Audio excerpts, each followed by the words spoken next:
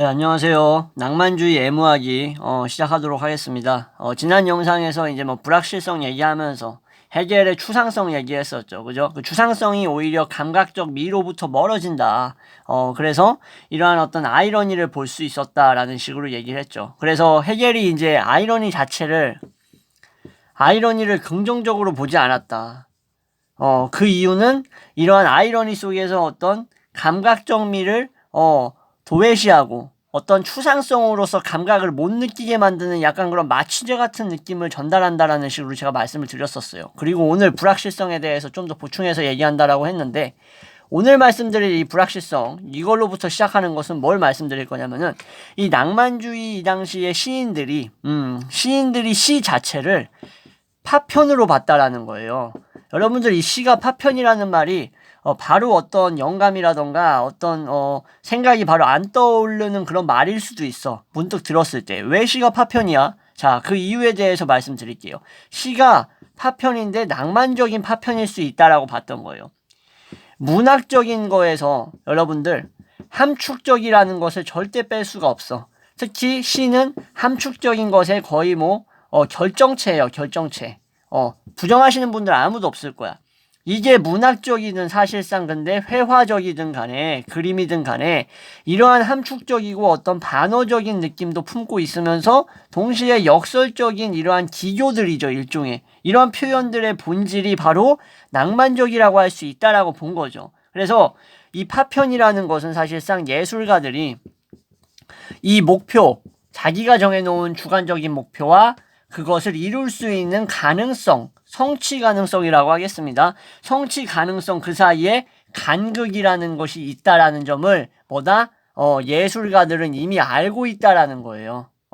이 파편이라고 봤던 것 자체가. 자, 그래서 역설적으로 이러한 낭만적인 파편 자체는 불가능하다라고 볼 수도 있다라는 거야.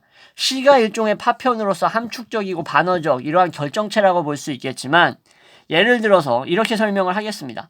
이 불완전성이 담겨 있다라고 볼 수가 있다라는 거죠. 시가 여러분들 완전합니까? 자꾸 해석의 여지를 남겨주잖아. 심지어 이 상징주의, 특히 프랑스 상징주의 시들 보면은 내가 이거를 시간 내서 왜 읽고 앉아있나라는 생각이 들 정도예요. 그 정도로 머리가 아프고 복잡하다고. 이런 식으로 시를 쓸 거면 나도 쓰겠는데라는 생각이 들 정도란 말이야. 그만큼 어렵고 이해가 안 가. 지만 이해할 수 있게 쓴 것 같아. 자, 이것은 뭐냐면은 결국 이러한 식으로 파편으로서의 시, 낭만적 파편은 우주의 불가지성이 있죠. 불가지성. 우주가 여기에 이제 결정되어 있고, 여기에 어떤 확고한 해답으로서 적용되고 있는 것이 없다라는 식의 이러한 우주의 불가지성. 이러한 것들과 결국 이러한 우주의 불가지성이라는 측면을 알고 있음에도 불구하고 이걸 예술적으로 어떻게 형상화시킬 수 있는가. 이게 사실상 예술가들의 이 난제란 말이야. 이러한 총체성을 추구하는 일종의 예술성으로서 그 일부분으로서 파편이 될 수 있다라고 봤던 거기 때문입니다. 예, 말이 좀 어렵고 복잡하죠. 그렇기 때문에 시가 뭐예요? 제가 말씀드렸다시피 낭만주의 이러한 문학가들에게 있어서 파편적 표현이 될 수 있고 이런 것들의 이상적인 어떤 표현 방식, 형식이 될 수 있는 겁니다. 이제 왜 시가 낭만적 파편으로서 받아들여지는지 충분히 이해가 되시겠죠. 시는 암시적이고 함축적이다. 만인이 다 알고 있어. 초등학생도 알고 있어, 심지어. 근데 문제는 뭐다? 막연하지만 집중되어 있다라는 거예요. 집중되어 있어. 그 주체의 의식이 집중되어 있다고. 그렇지만 파편적으로 표현되어 있다고. 이것이 표현 방식에 있어서 이렇다고. 그죠? 그래서 이게 뭐예요? 결국에는 불확실성이잖아. 여러분들 파편이 불확실성이잖아. 완제품 아니잖아. 그러니까는 시가 불확실성으로서 이렇게 돌아가고 있는 뭐예요? 결국 우리의 세계관, 인간이 살아가고 있는 이 불확실성 세계관에 일치하는 것으로서 시가 역설적인 차원에서 형상화될 수가 있는 거지. 이러한 것들을 다 보여주고 있는 거야, 사실상. 우주의 불가지성, 불확실성 세계관을 시가 낭만적 파편으로서 이제 정리가 되시겠죠?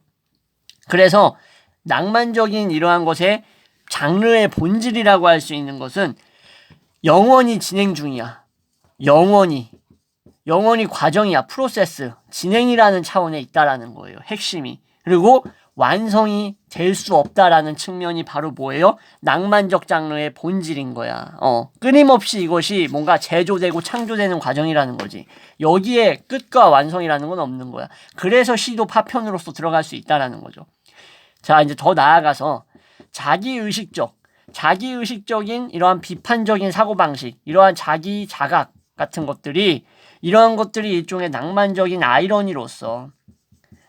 아이러니로서 미학을 발전시키게 만듭니다. 낭만주의 미학을. 자, 이러한 사상의 새로운 영역이라고 볼 수 있는 이러한 미학이라는 것은 결국에는 18세기 후반에 나타나요. 딱 낭만주의가 정점에 이르려고 하는 그 과정에서 나타난 거지, 미학이. 사실상 여기서 취미라는 건 영어로 하면은 테이스트라고 할 수 있는데, 이 취미는 뭐랄까, 이 미학이라는 것을 기술하기 위해서 사용된 일종의 단어였어요.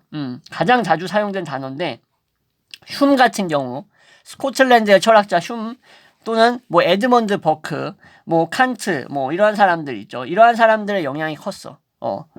에드먼드. 사실상 일일이 쓸 필요는 없는데 그냥 쓰겠습니다. 흉, 칸트, 이러한 사람들의 영향이 컸어요. 취미가 미학을 기술하는 데 있어서. 한마디로 각 시대가 있는데, 각 시대는 뭐예요? 예술의 형식과 그 수단이 있을 거 아니야. 그걸 구체화하려는 수단. 이러한 것들을 결정할 수 있는 저마다 각각의 뭐가 있다라고, 여기에서 문화적인 정신이 있다라는 거예요. 문화적 정신. 이게 있다라고 얘기함으로써 결국 이거는 뭐에 대한 반대예요? 헤겔이 얘기했던 예술의 역사화에 대한 반대라고 볼 수 있는 겁니다. 다시 한번 설명드릴게요. 이러한 비판적 자각과 낭만적 미학은 흉이라든가 버크, 칸트, 이러한 사람들이 선호했던 단어이기도 하고 취미라고 할 수 있는 것들인데, 이러한 취미적인 것들은 결국에는 저마다 각각의 문화적 정신이라는 거야. 각 시대가 시대의 예술 형식과 수단을 결정할 수 있는 취미라는 게 존재한다라는 거고, 이것은 헤겔이 말했던 예술이 역사화돼가지고 뭔가 하나의 구체적 과정으로서 나아가는 이러한 변증법적인 거와는 좀 다르다는 거지. 예술을 역사화 시켜가지고 바라보지 말라는 거예요. 저마다 각각의 문화적 정신이 내포되어 있는 것이다. 이 사람들의 생각이었지. 각각의 취미가 존재한다라는 거죠. 네. 자, 이렇게 해서 이제 비판적인 자각과 낭만적 미학에 대해서 또 간단하게 말씀을 드렸었고, 드리게 된 거고, 칸트 같은 경우에는 이제 미학에 대해서 좀 더 말씀드리면, 미적 판단을 할 때 있어서, 이 미적 판단은 사실상 여러분들 그냥 판단력 비판 읽는 게 빠릅니다. 판단력 비판에서 인간의 어떤 이성과 이런 미적 감각에 대해서 많이 다루고 있는데, 이 칸트는 미적 판단에 대해서 모든 사람들이 공통된 무관심, 이 무관심하면서도 주관적인 감정의 결과라고 말을 합니다. 자, 다시 말씀드릴게요. 모든 사람들이 있잖아요. 이 모든 사람들이 미적 판단을 할 때 공통된 무관심이 있다라는 거야. 자기 이해관계와 관련 없는 것들이 있다고. 자, 그런 것들은 미적 판단할 때 또 영향을 미치겠죠. 부정적으로. 그죠? 근데 주관적 감정이 여기에 섞여 있다라는 거지. 미적 판단을 하는 데 있어서 칸트는. 그리고 이 부분에서 중요한 게, 결국에는 여기서 뭘 얘기하고자 하냐. 예술가들은 이 예술이 뭐냐 도대체. 그리고 왜 존재하냐. 왜 있어. 없어도 되는데 왜 예술이 있어. 예술이 뭐야. 그리고 여기에 대해서 인간은 어떻게 대답을 해야 되는지, 여기에 리스폰스, 응답을 어떻게 해야 되는 거야, 그러면. 이런 거에 대해서 이 당시에 이제 질문하고 도전을 본격적으로 하기 시작한 겁니다. 그래서 제가 낭만주의 애무하는 내용인데도 미학을 얘기하는 겁니다. 어떻게 빼놓을 수가 있어? 여러분들 자기 주체성, 자아, 주체성 얘기하는데, 여기에 이런 미학적 의식이라는 것이 여기에 결여되어 있다라고 본다면, 여러분들은 이 낭만주의에 대해서 아직 한참 이해가 덜 된 거예요. 한참 모자른 거야, 이해가. 이해되시겠죠? 어쩔 수 없이 자아주체성의 미학적인 요소가 따라 들어갈 수밖에 없다고. 인간의 뇌는 그럴 수밖에 없어. 그래서 결국에는 이러한 거에 당연히 도전할 수밖에 없었지. 언제도. 18세기 후반 정점을 향해 가는 과정에서도. 여기에 대해서 해석과 판단과 이러한 아까 말씀드렸던 세 명의 사상가들의 중점적으로 얘기했던 취미 문제성, 이런 것들이 중요해지는 거야. 결국에는 이러한 취미 그 자체, 저마다 각각에 대한 것에 대한 취미. 이렇게 표현하는 게 맞지. 각각의 취미. 이러한 것들. 이거에 대한 일종의 심지어 에세이까지. 이러한 것들을 쓰기 위한 또 다른 취미들이 각각 존재했다라고. 워즈워스는 이렇게 얘기를 합니다. 워즈워스가 사실상 많이 나오죠, 여러분들. 예, 워즈워스도 여러분들이 뭐 이렇게 평전이 있으려나, 요즘 세상에. 아무튼 한번 찾아보시면 또 재밌을 거예요. 자, 그래서 모든 이 낭만주의뿐만 아니라 위대한 작가, 이 사람들의 특징, 뭐예요? 독특하다는 거지, 독특함.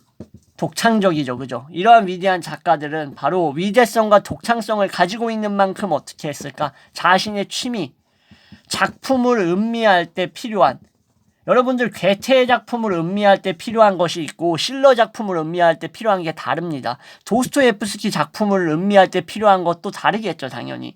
이러한 저마다 각각의 독창성과 독특함, 취미, 작품을 음미하는 데 필요한 이러한 것들이 바로 작가 스스로가 자신의 작품 속에 창조를 해내야 된다라는 거예요. 일종의 의무성을 지니고 있다라는 거야. 이거를 잊으면 안 된다고. 이게 망각하면 안 된다. 진짜 멋있는 말입니다. 다시 말씀드릴게요. 위대한 작가, 독창적인 이러한 작가들은 자신의 작품, 지 작품을 음미하는데 음미를 누가 하겠어? 독자들이 음미하겠지. 독자들이 자신의 작품을 음미하는데 필요한 이러한 것들, 이러한 요소들을 작가 스스로 작품 안에서 창조해야 될 의무성이 있다라는 거야. 그래서 이제 뒤이어서 나타나는 게 예술이 신고전주의였죠. 그죠? 근데 이 당시에는 이제 이거와는 좀 더 다르게 훌륭한 예술이라는 것을 얘기하면서 신고전주의에서는 신고전주의에 대한 설명 뭐 앞부분에 실컷 했죠. 뭐 낭만주의 애무하기 초반 영상에서 실컷 얘기했는데 훌륭한 예술이라는 것은 어떠해야 되는가 도대체 엑설런트 아트 뭐 이런 거는 뭐 어떻게 돼야 되는 거야? 라는 거에 대해서 규정하려고 애를 썼어요. 그래서 확고하게 뭔가 공식으로 만들고 싶은 거야. 규칙으로 공식으로 규정하고 싶었던 거지, 신고전주의는. 그래가지고 낭만파들은 이거에 대해서 화를 냅니다. 화냄. 아니 내가 지금까지 주체자 얘기하면서 자연이 뭐 우리의 의식 속에서 어떻게 받아들이고 상상력에 따라서 산물이 달라지고 거기에 자신의 작품을 파악할 수 있는 요소들을 작가가 집어넣어야 된다고 기따갑게 얘기했는데 이 새끼들 뒤늦게 튀어나와가지고 한다는 얘기가 훌륭한 예술을 어떻게 규정할 수 있냐고 얘기하니까 낭만파가 빡이 친 거 아니겠습니까? 그죠? 이렇게 화를 냈는데 한편으로는 또 그러면서도 이 새끼들 말 맞는 것 같은데 이 신고전주의자 놈들 말이 맞네. 진짜 이거를 근데 우리는 우리 예술을 뭐라고 해야 되긴 하냐? 뭐라고 정의하지? 근데 어렵네. 라고 하면서 이 체계를 생성해내려는 노력은 했어요. 왜냐면은 뭐라고 부를 수가 있어야 될 거 아니야. 여러분들 언어로서 규정할 수 없는 것이 의미가 있습니까? 예를 하나 들어봅시다. 뭐 사물이 있어, 사물. 뭐 이렇게 생겼어, 사물이 막 이렇게 이렇게 생겼단 말이야. 개판으로 생겼어. 거의 뭐 사마귀 똥구녕에서 나오는 연가시처럼 생겼어. 근데 여기에 이름이 없어.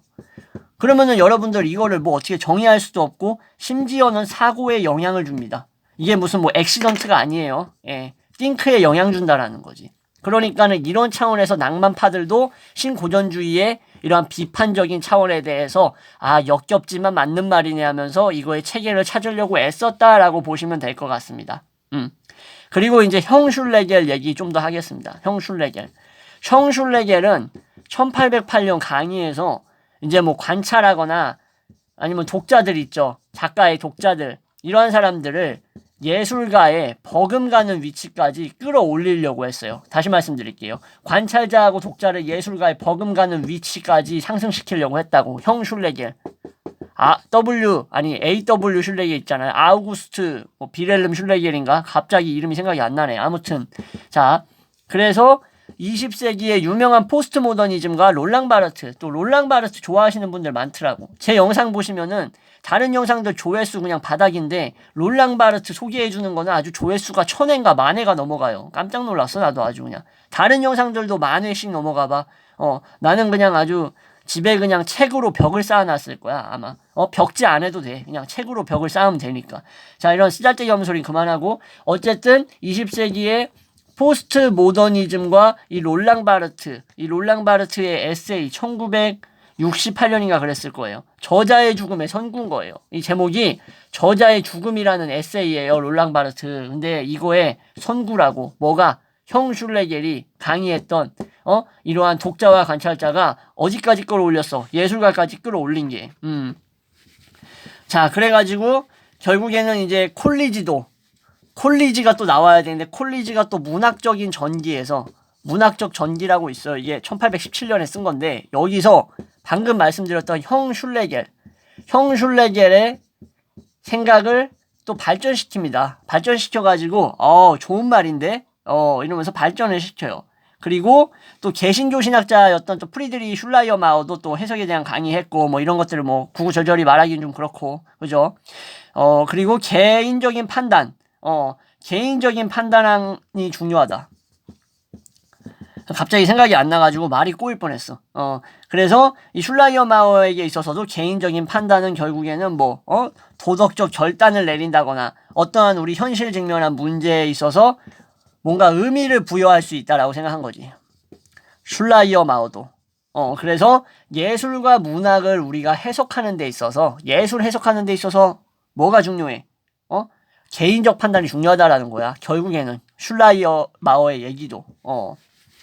자, 그렇게 해서 미학의 근본적인 전환점이 오게 되죠. 이러한 비평가와 독자의 관계를 얘기했던 슐레겔, 슐라이어 마어, 에세이, 이런 저자의 죽음 이런 부분에서 결국 궁극적으로 말하고자 하는 것은 모든 독자가 결국에는 비평가가 될 수 있다라는 거죠. 이러한 낭만주의적 사고 방식에 따라서 문학을 판단할 수 있게 된다면은, 그렇죠.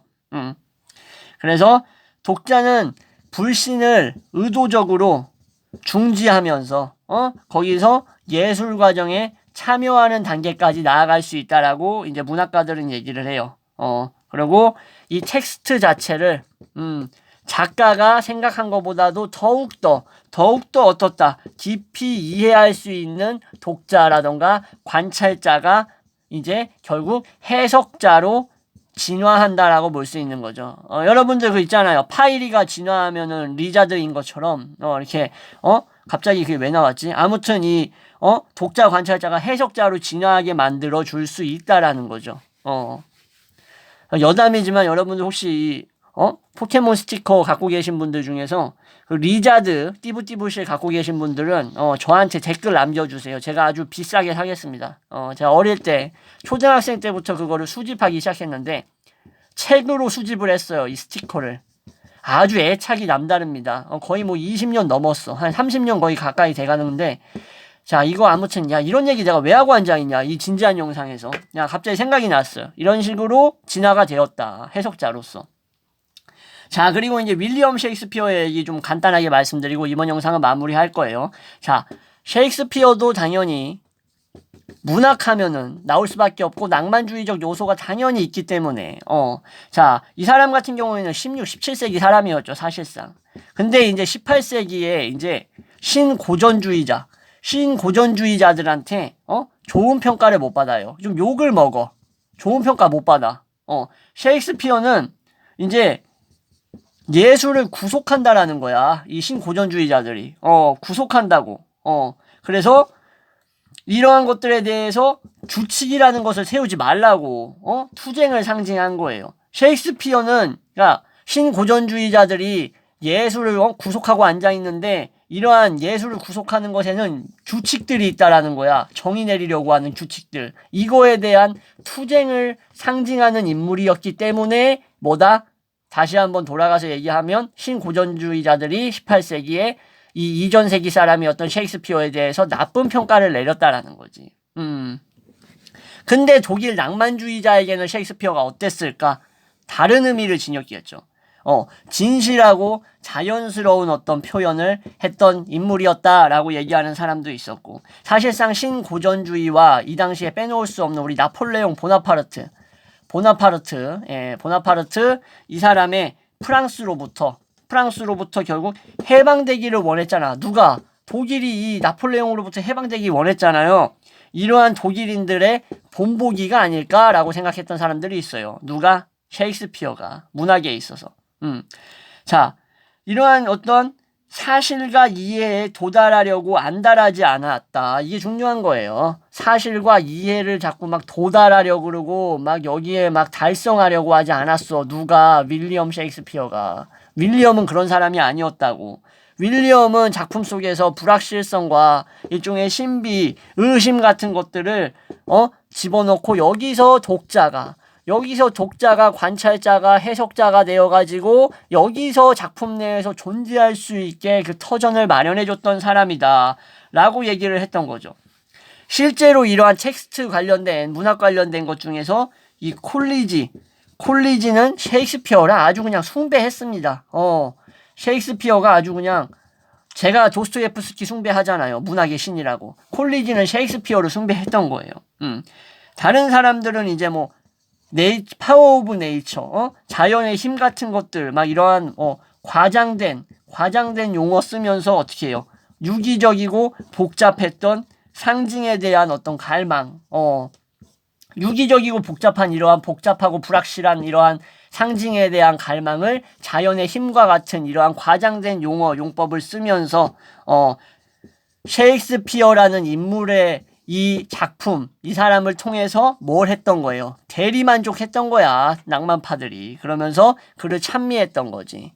다시 정리할게요. 셰익스피어를 숭배했던 콜리지와 같은 사람들은 자연의 힘과 같은 이러한 과장된 용어를 썼다. 왜?